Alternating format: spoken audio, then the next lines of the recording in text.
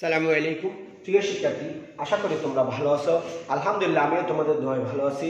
আজকে আমি আমার 144তম লেকচার শুরু করতে যাচ্ছি।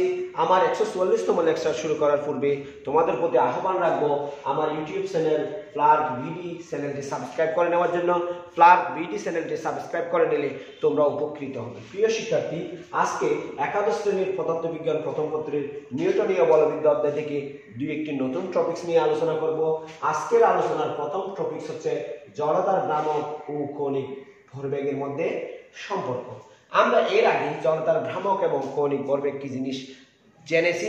দেখো, তারপরও আমি জড়তার ভ্রামক এবং কৌণিক ভরবেগের সংজ্ঞাটা দেওয়ার চেষ্টা করব। কোন একটি বস্তু যদি কোনো একটি অক্ষের সাপেক্ষে ঘূর্ণায়মান অবস্থায় থাকে, কোনো একটি বস্তু কোনো একটি বিন্দু বা অক্ষের সাপেক্ষে যদি ঘূর্ণায়মান অবস্থায় থাকে, তবে দৃঢ় বস্তুটির প্রত্যেকটি কণার ভর এবং অক্ষ হতে কণাগুলির দূরত্বের বর্গের সমষ্টি, দূরত্বের বর্গের গুণফলের সমষ্টিকে বলা হয় জড়তার ভ্রামক। আবার বলতেছি, কোনো একটি বস্তু যদি কোনো একটি অক্ষ বা বিন্দুর সাপেক্ষে ঘূর্ণায়মান অবস্থায় থাকে, তবে সেই ক্ষেত্রে বস্তুটির প্রত্যেকটি কণার ভর এবং অক্ষ হতে প্রত্যেকটি কণার দূরত্বের বর্গের গুণফলের সমষ্টিকে বলা হয় জড়তার ভ্রামক। একে কি দ্বারা প্রকাশ করা হয়? আই দ্বারা প্রকাশ করা হয়। আর কৌণিক ভরবেগ মানে হচ্ছে যে কোনো একটি বস্তু সমকৌণিক বেগে যদি কোনো একটি অক্ষ বা বিন্দুর সাপেক্ষে ঘূর্ণায়মান অবস্থায় থাকে, সেই ক্ষেত্রে অক্ষ হতে ব্যাসার্ধ ভেক্টর এবং রৈখিক ভরবেগের গুণফলকে, ব্যাসার্ধ ভেক্টর এবং রৈখিক ভরবেগের গুণফলকে বলা হয় কৌণিক ভরবেগ। দেখো প্রিয় শিক্ষার্থী, চিত্রে XY একটি অক্ষ, এই XY অক্ষের সাপেক্ষে এবি বস্তুটা ঘূর্ণায়মান অবস্থায় রয়েছে। এই এবি বস্তুতে অসংখ্য কণার সমন্বয়ে গঠিত। আমি এখান থেকে কয়েকটি কণা শুধুমাত্র চিহ্নিত করলাম। মনে করলাম এটা M1 কণা, এটা M2 কণা, এটা M3, এটা M1 ভর বিশিষ্ট কণা, এটা M2 ভর বিশিষ্ট কণা, এবং এটা M3 ভর বিশিষ্ট কণা, এবং এই কণাটি M4 ভর বিশিষ্ট কণা। এরকম অসংখ্য কণার সমষ্টি এই এবি বস্তুটা। এবং এই XY অক্ষ হতে এই কণাগুলির দূরত্ব মনে করলাম R1, R2, R3, R4। আবার বলতেছি, এবি একটি বস্তু, এই এবি বস্তুটা XY অক্ষের সাপেক্ষে ওমেগা সমকৌণিক বেগে ঘূর্ণায়মান অবস্থায় আছে। এই এবি বস্তুটা অসংখ্য কণার সমষ্টি। আমি এখান থেকে কয়েকটি কণা চিহ্নিত করলাম। এই কণাটি হচ্ছে M1 ভর বিশিষ্ট কণা, এই কণাটি হচ্ছে M2 ভর বিশিষ্ট কণা, এটা M3 ভর বিশিষ্ট কণা, এটা M4 ভর বিশিষ্ট কণা। এরকম n সংখ্যক কণা নিয়ে এই এবি বস্তুটা গঠিত। এবং কণাগুলির প্রত্যেকটি দূরত্ব অক্ষ হতে R1, R2, R3, R4, R5 dot dot dot Rn।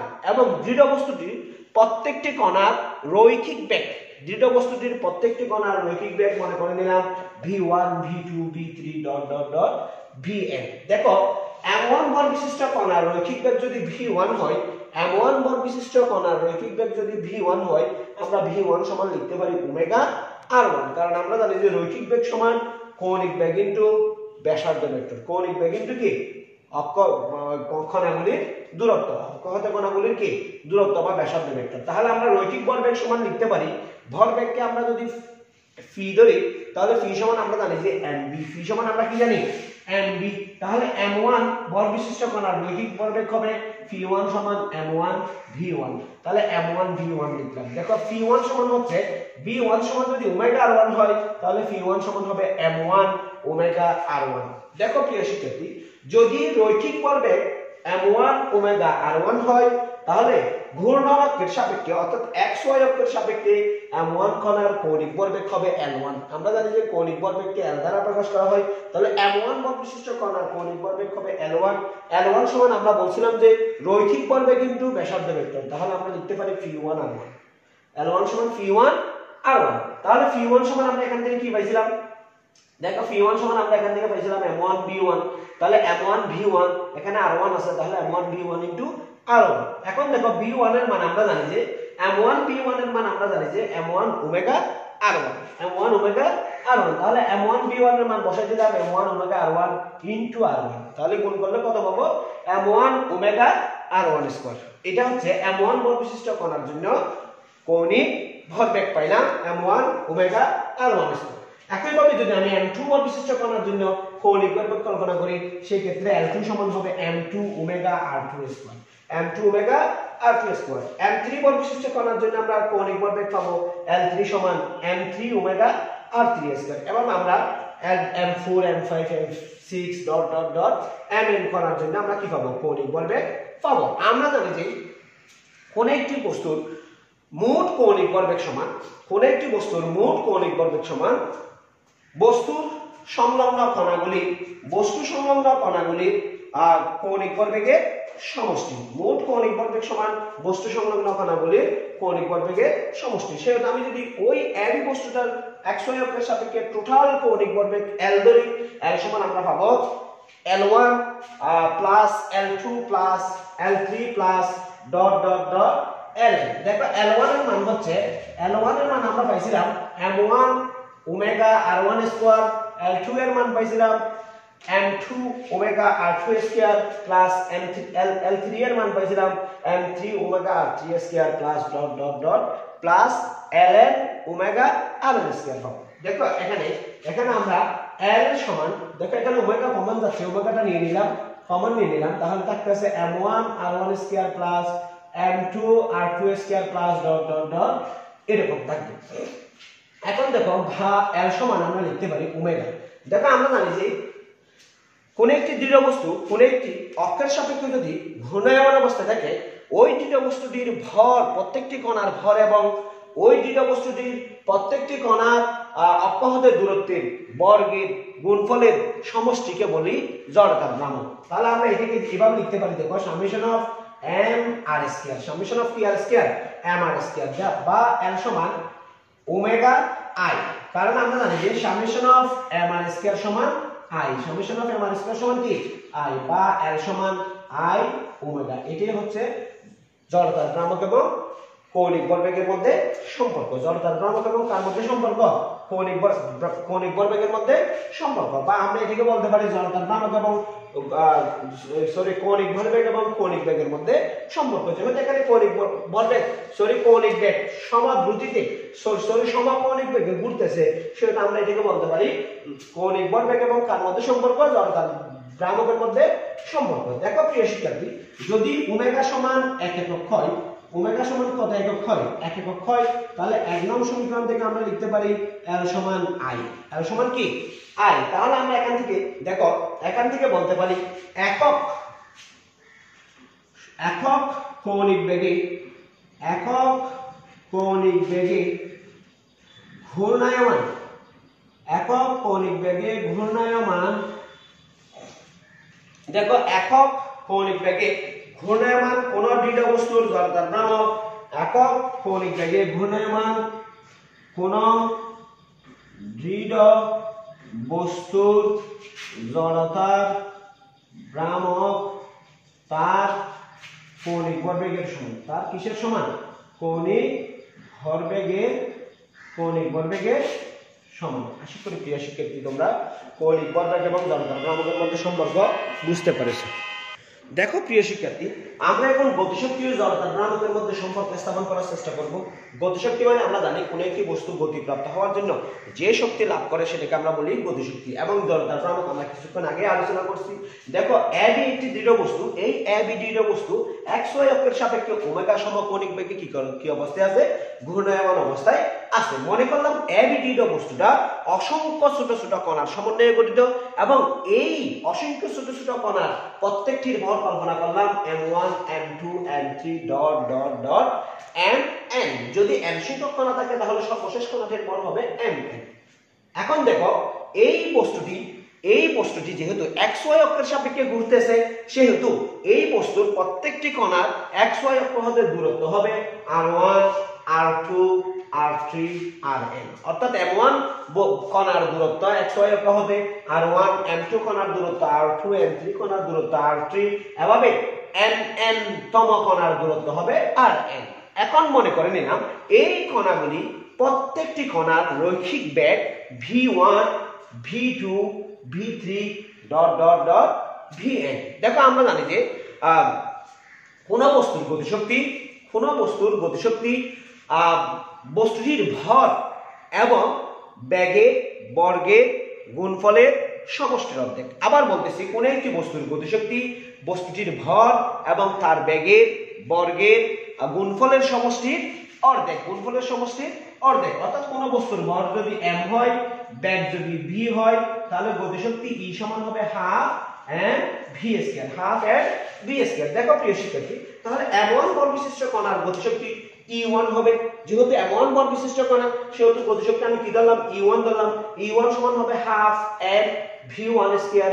দেখো হাফ, দেখো এইটা m1 হবে, কারণ m1 বল বিশিষ্ট জন্য হাফ m1 v1 স্কয়ার সমান হাফ। দেখো m1 আমরা জানি যে v সমান ওমেগা, তাহলে v1 সমান omega r1, omega r1। Omega 1 হলো না কেন? কারণ আমরা বলছি যে বস্তুটা সমকৌণিক বেগে ঘুরতেছে, সুতরাং প্রত্যেকটি কণার কৌণিক বেগ কি হবে, সমান হবে। তাহলে v সমান ওমেগা r হলে v1 সমান হবে omega r1।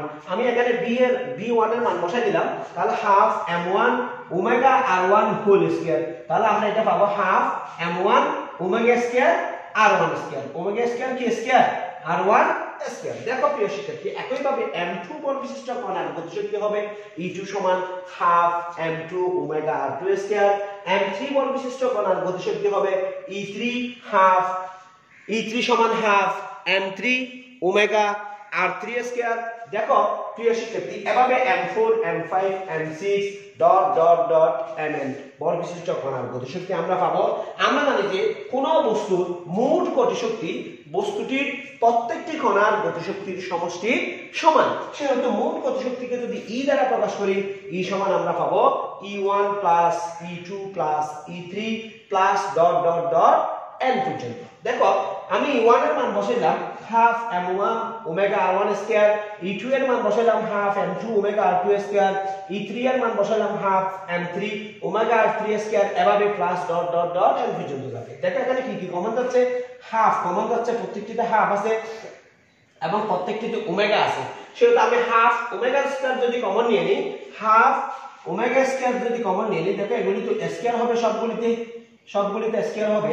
Half omega square যদি আমি কি নিই, কমন নিয়ে নিই, এগুলিতেও স্কয়ার হবে। কাইন্ডলি একটু দেখো মনোযোগ দিয়ে, হাফ ওমেগা স্কয়ার যদি আমি কমন নিয়ে নিই, তাহলে বাকি থাকে কি m1 r1 square plus m2 r2 square plus m3 r3 square plus dot dot dot mn rn square. mn কি স্কয়ার, rn স্কয়ার। প্রিয় শিক্ষার্থী, আশা করি বুঝতে পারছো। দেখো আমি E সমান লিখতে পারতেছি half summation of m r square omega square, summation of m r square omega square। কারণ আমরা জানি যে ওই যে বস্তুটির প্রত্যেকটি কণার ভর এবং অপহতে তার দূরত্বের বর্গের গুণফলের সমষ্টিকে বলা হয় জড়তার ভ্রামক। তাহলে আমি এই সমষ্টিকে লিখতে পারি summation of m r square। আমরা জানি যে summation of m r square সমান i, summation of m r square সমান যদি i হয়, তাহলে আমরা E সমান পাচ্ছি হাফ i ওমেগা স্কয়ার। এটা হচ্ছে জড়তার ভ্রামক এবং গতিশক্তির মধ্যে সম্পর্ক। জড়তার ভ্রামক এবং কিসের মধ্যে সম্পর্ক, গতিশক্তির মধ্যে সম্পর্ক। প্রিয় শিক্ষার্থী, দেখো যদি ওমেগা সমান 1 একক হয়, যদি ওমেগা সমান কি একক হয়, 1 একক হয়, তাহলে আমরা 1 নং সমীকরণ থেকে পাই E সমান হাফ i, হাফ কত i। দেখো আমরা i সমান পাবো 2e, সমীকরণ 2 2e। তাহলে আমরা E সমান পাচ্ছি হাফ i ওমেগা স্কয়ার, আর কৌণিক ভরবেগ যদি 1 একক হয়, সেই ক্ষেত্রে জড়তার ভ্রামক i সমান পাচ্ছি 2 ইনটু গতিশক্তি, 2 ইনটু কি গতিশক্তি। অর্থাৎ আমরা লিখতে পারি একক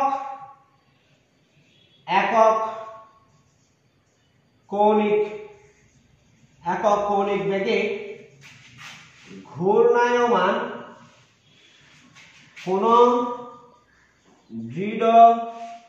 কোন দৃঢ় বস্তুর জড়তার ভ্রামক তার গতিশক্তির দ্বিগুণ, তার গতিশক্তির কয় গুণ, দ্বিগুণ। প্রিয় শিক্ষার্থী, বা আমরা বলতে পারি একক কৌণিক বেগে ঘূর্ণায়মান কোন দৃঢ় বস্তুর গতিশক্তি জড়তার ভ্রামকের অর্ধেক, বা জড়তার ভ্রামক গতিশক্তির দ্বিগুণ। প্রিয় শিক্ষার্থী, আশা করি তোমরা বুঝতে পারছো। আমি আবারও আমার ইউটিউব চ্যানেল ফ্লার্ক বিডি চ্যানেলটি সাবস্ক্রাইব করার জন্য আহ্বান করতেছি। প্রিয় শিক্ষার্থী, দেখো এখন জড়তার ভ্রামক সম্পর্কিত উপপাদ্য নিয়ে আলোচনা করব। দেখো জড়তার ভ্রামক সম্পর্কিত কোন একটি বিশেষ বস্তু, কোন একটি দৃঢ় বস্তু কোন একটি বিশেষ অক্ষের সাপেক্ষে যখন ঘূর্ণায়মান অবস্থায় থাকে, তখন জড়তার ভ্রামক নির্ণয় করার জন্য দুইটি সহজ উপপাদ্য প্রয়োগ করা যায়। দুইটি সহজ কি প্রয়োগ করা যায়? উপপাদ্য প্রয়োগ করা যায়। তার মানে যে সকল উপপাদ্যের সাহায্যে জড়তার ভ্রামক নির্ণয় করতে পারি সেই সকল উপপাদ্যকে আমরা বলতে পারি জড়তার ভ্রামক সম্পর্কিত উপপাদ্য। জড়তার ভ্রামক সম্পর্কিত উপপাদ্য হচ্ছে দুইটি। এক নম্বর হচ্ছে লম্ব অক্ষ উপপাদ্য, দুই নম্বর হচ্ছে সমান্তরাল অক্ষ উপপাদ্য। এক নম্বর হচ্ছে লম্ব অক্ষ উপপাদ্য, দুই নম্বর হচ্ছে কি সমান্তরাল অক্ষ উপপাদ্য। আমরা প্রথমে লম্ব অক্ষ উপপাদ্য নিয়ে আলোচনা করব। দেখো লম্ব অক্ষ উপপাদ্যের বিবৃতি হচ্ছে কোন পাতলা সমতল পাতের তলে, কোন পাতলা, দেখো একটি পাতলা সমতল তল, এই তলে এই সমতল তল বা পাতের তলে অবস্থিত কোন একটি পাতলা সমতল পাত নিলাম, সেই পাতের তলে অবস্থিত দুইটি পরস্পর লম্ব অক্ষের সাপেক্ষে। আমরা জানি যে যে কোনো একটি সমতল পাতলা পাতে দুটি লম্ব অক্ষ থাকে। এই দুটি লম্ব অক্ষের সাপেক্ষে পাতটির জড়তার ভ্রামকদ্বয়ের সমষ্টি, দুটি লম্ব অক্ষের সাপেক্ষে দুইটা জড়তার ভ্রামক পাবো। এই দুইটা জড়তার ভ্রামকের সমষ্টি হবে দুই অক্ষের এই দুইটা অক্ষ যে বিন্দুতে ছেদ করছে সেই ছেদবিন্দুতে অবস্থিত।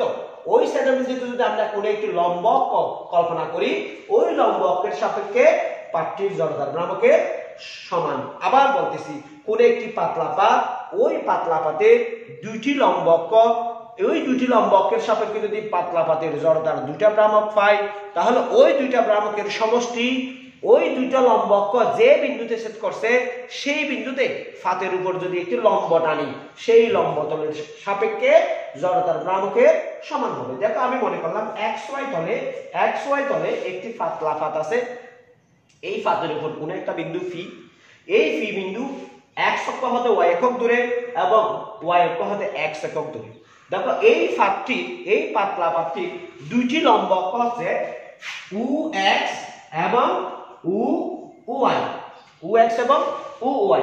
দেখো এই UX লম্ব অক্ষের সাপেক্ষে পাতলা ফাতটির জড়তার ভ্রামক যদি IX হয়, পাতলা ফাতটির জড়তার ভ্রামক যদি কি হয় IX হয়, এবং এই UY লম্ব অক্ষের সাপেক্ষে এই পাতলা ফাতটির জড়তার ভ্রামক যদি কি হয় IY হয়, তাহলে দেখো এই পাতলা ফাতটি UX লম্ব অক্ষ এবং UY লম্ব অক্ষ পরস্পর U বিন্দুতে ছেদ করছে। U বিন্দুতে ছেদ করলে আমি যদি U বিন্দুতে একটি লম্ব অক্ষ টানি, এই লম্ব অক্ষকে যদি Z দ্বারা কল্পনা করি, এই লম্ব অক্ষকে যদি কি দ্বারা কল্পনা করি Z দ্বারা কল্পনা করি, এবং ফি বিন্দুর দূরত্ব যেটা কহতে Z হয়, ফি বিন্দুর দূরত্ব যেটা কহতে কি হয় Z হয়, তাহলে দেখা যাবে যে এই পাতলা ফাতটির দুই অক্ষের সাপেক্ষে যে জড়তার ভ্রামক পাইছিলাম সেই জড়তার ভ্রামকের সমষ্টি এই Z অক্ষের সাপেক্ষে বা এই পাতলা ফাতের ছেদবিন্দুতে লম্ব অক্ষের ছেদবিন্দুতে যে লম্ব কল্পনা করছিলাম সেই লম্বের সাপেক্ষে জড়তার ভ্রামকের কি হবে সমান হবে। অর্থাৎ এই UZ অক্ষের সাপেক্ষে যদি জড়তার ভ্রামক IZ হয়, তাহলে আমরা প্রমাণ করব IZ সমান IX প্লাস IY। আবার বলতেছি, কোন পাতলা সমতল পাতের তলে অবস্থিত দুইটি লম্ব অক্ষের সাপেক্ষে পাতটির জড়তার ভ্রামকের সমষ্টি পাতটির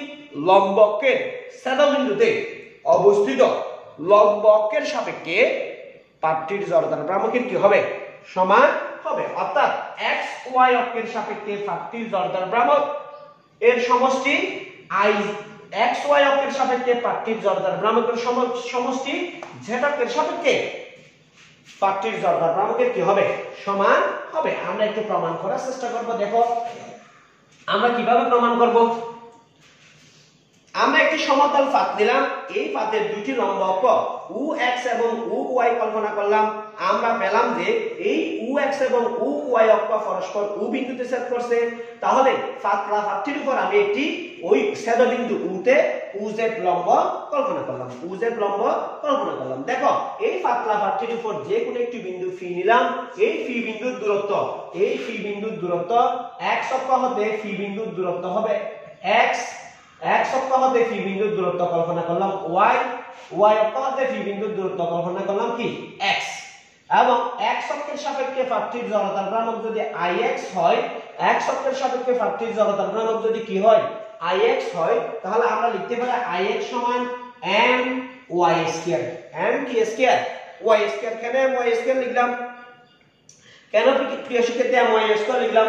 ওই যে ফি বিন্দু, সেই ফি বিন্দুর ভর কল্পনা করলাম স্মল m, ফি বিন্দু বস্তুটির ভর কল্পনা করলাম কত স্মল m, এবং ফি বিন্দুটা x অক্ষ থেকে y একক দূরে, তাহলে x অক্ষের সাপেক্ষে জড়তার ভ্রামক যদি ix হয় তাহলে ix সমান অবশ্যই কত হবে my² হবে। আবার দেখো y অক্ষের সাপেক্ষে জড়তার ভ্রামক যদি iy হয় তাহলে iy সমান হবে mx²। কেন mx² লিখলাম? দেখো y অক্ষ থেকে ফি বিন্দুর দূরত্ব x, সেহেতু আমরা লিখতে পারি iy সমান mx², m কি স্কয়ার x²। একইভাবে z অক্ষ থেকে ফি বিন্দুর দূরত্ব যদি z হয়, z অক্ষ থেকে ফি বিন্দুর দূরত্ব যদি z হয় তাহলে iz সমান আমরা লিখতে পারি mz², m কি স্কয়ার z²। এখন দেখো আমি এই ত্রিভুজটা এটাকে m দিলাম, এটাকে m দিলাম, UM ফি সমকোণী ত্রিভুজ হবে, UM ফি সমকোণী ত্রিভুজ হতে পাই। দেখো UM ফি সমকোণী ত্রিভুজ, কেন যে এটা সমকোণী ত্রিভুজের মতন মনে হচ্ছে না, কিন্তু আমরা বলছিলাম যে এটা লম্ব। কি এই যে কোন একটি বিন্দু কোন একটি লম্ব থেকে লম্ব অক্ষ হতে দূরত্ব অবশ্যই কি করবে সমকোণ তৈরি করবে। তাহলে UM ফি সমকোণী ত্রিভুজ হতে আমরা পাই, দেখো আমরা কি পাই, UP² সমান UM² প্লাস MP² বা Z² সমান, তাহলে একটু দেখবা প্লিজ, আমরা কি পাই, আমরা পাই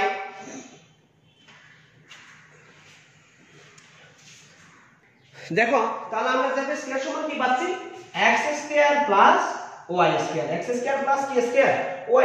দেখো এখানে iz সমান m into x² plus y² বা iz সমান আমরা লিখতে পারি mx² প্লাস my² বা iz সমান আমরা লিখতে পারি mx² সমান আমরা কি পাইছিলাম iy প্লাস my সমান আমরা কি পাইছিলাম ix বা iz সমান ix plus iy।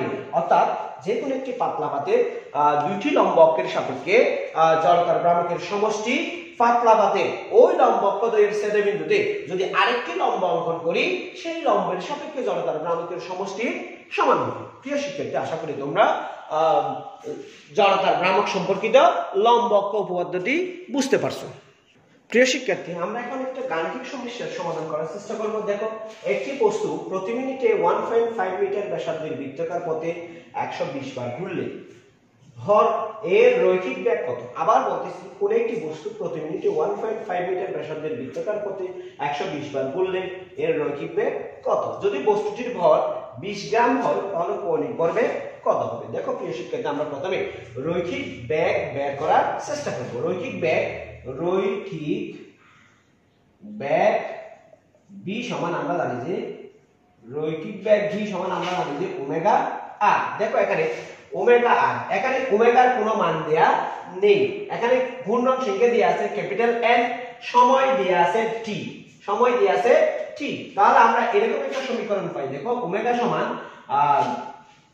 2 capital N by t, এরকম একটা সমীকরণ আমরা পড়ছিলাম। তাহলে আমরা এখানে সেটা সেই সমীকরণটা যদি একটু বসাই দিই, ওমেগা সমান বা r into 2 n by t। দেখো এখানে কি কি দেয়া আছে, ব্যাসার্ধ দেয়া আছে 1.5 মিটার, ঘূর্ণন সংখ্যা n দেয়া আছে 120 বার, সময় দেয়া আছে t সমান 1 মিনিট বা 60 সেকেন্ড, t সমান 1 মিনিট বা কয় সেকেন্ড 60 সেকেন্ড। তাহলে আমরা এখানে যদি বসাই 1.5 into 2 into 5 into 120 by 60 second, 120 by কয় সেকেন্ড 60 সেকেন্ড। তাহলে আমরা যদি ক্যালকুলেটর নিয়ে যদি একটু হিসাব করি, দেখো আমরা কি পাই, আমরা পাই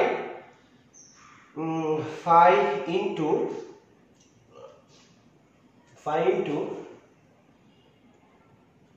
1.5 ইনটু 2 ইনটু 120 বা 60। তাহলে আমরা পাবো 18.18 আমরা কত পাবো 85, অর্থাৎ 18.85 প্রাইম পাবো। তাহলে আমরা লিখতে পারি বেগ v সমান 18.85 মিটার পার সেকেন্ড। প্রিয় শিক্ষার্থী, আশা করি তোমরা বুঝতে পারছো। এবার আমরা কৌণিক ভরবেগ নির্ণয় করার চেষ্টা করব। কৌণিক ভরবেগ যদি কৌণিক ভরবেগ যদি L হয় তাহলে আমরা L সমান লিখতে পারি m ওমেগা r স্কয়ার। কৌণিক ভরবেগ L সমান আমরা কি জানি m ওমেগা r স্কয়ার বা mr স্কয়ার ওমেগা দেখো এখানে ওমেগার পুরো মান নেই, সেইজন্য আমরা লিখব mr স্কয়ার 2 পাই n/t। তাহলে m সমান ছিল 20 গ্রাম, তার মানে 20 * 10 ইনভার্স 3, r সমান ছিল 1.5 whole square into 2 pi into n সমান হচ্ছে 120 ভাগ t সমান 60। তাহলে টোটাল কত আসে একটু দেখি। টোটাল কত আসবে 20 into 10 inverse 3 into 1.5 whole square into 2 5 into 120 divided 60। তাহলে আমরা টোটাল কত পাচ্ছি? আমরা পাচ্ছি 0.5654 বা 0.57, L সমান 0.57। দেখো কৌণিক ভরবেগের একক ছিল KG metre square per second, KG metre square per second. তাহলে আমরা যদি একটি বস্তু প্রতি মিনিটে 1.5 মিটার ব্যাসার্ধের বৃত্তাকার পথে 120 বার ঘুরে, সেক্ষেত্রে রৈখিক বেগ পাচ্ছি 18.85 মিটার পার সেকেন্ড এবং কৌণিক ভরবেগ পাচ্ছি 0.57 KG metre square per second. আশা করি প্রিয় শিক্ষার্থী তোমরা বুঝতে পারছো। আমি আবারও আমার ইউটিউব চ্যানেল প্লার বিডি চ্যানেলটি সাবস্ক্রাইব করার আহ্বান রেখে আজকের এপিসোড এখানে শেষ করলাম। আসসালামু আলাইকুম ওয়া রাহমাতুল্লাহি ওয়া বারাকাতুহু।